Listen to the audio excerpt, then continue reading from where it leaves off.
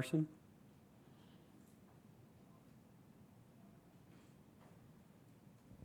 Dan Tortora, wakeupcalldt.com. Carson, just what you can say about why the transfer portal when you had different roads you could have taken and why Miami ultimately reflecting on that hindsight 2020.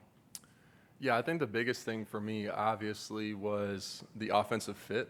As a quarterback, the OC, the scheme, the talent and guys that you're going to have around you is huge to the success and ultimately the future, of a quarterback, but of me, right? And this is my future, and I think that this decision is one of the better decisions I've made. And since I've been here in January and, developing the relationships and building the chemistry between me, the wide receivers, the running backs, the tight ends, the O-line, and just trying to develop, those relationships and that camaraderie, it's just reinforced my decision in a positive way.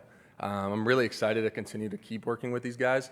Obviously, the spring, it was a little slow for me. I tried to take more of a coaching role, a coaching aspect, being behind every single play, trying to help the other quarterbacks that were in there getting reps, picking out one singular receiver at practice and watching every single one of his reps, and then going in and watching the film with him after, right, and teaching him certain things, certain intricacies and routes and concepts, and trying to teach everybody the way I see the game, right, so that we're all on the same page. But, ultimately the decision I feel like has really paid off, and this offseason has been really good and full of really good work.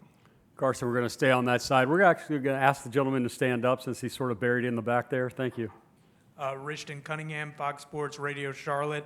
Carson, do you feel any pressure following Cam Ward? Obviously, he's the #1 pick, broke some program records.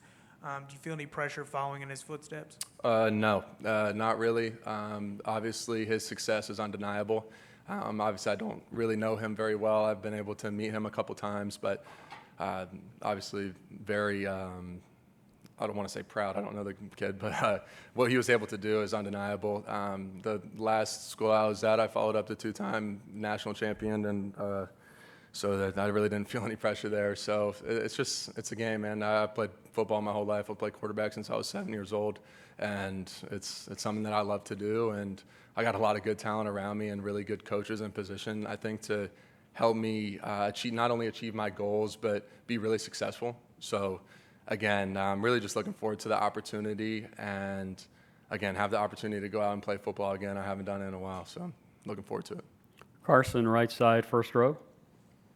Hi, Carson. Ralph Amston, Unafraid Show with George Reister. You have had some success against ACC defenses in your career. 4-0, 10 touchdowns, 1 interception.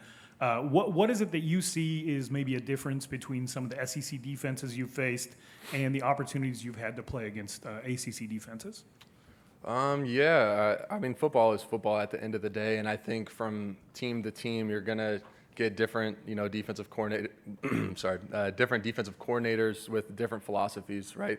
I don't think it's as much of a ACC versus SEC thing. I think it's just a team-to-team thing. South Carolina is going to look different than Duke, as Wake Forest is going to look different than Washington State or Oregon, right? I'm just naming random teams right now, but I think it's more of a defensive coordinator philosophy thing. And, game to game, we will watch that film and ultimately put together a good plan that we think will be successful against that, and then go out on the field and hopefully execute that. Carson, thank you. You can switch spots with C.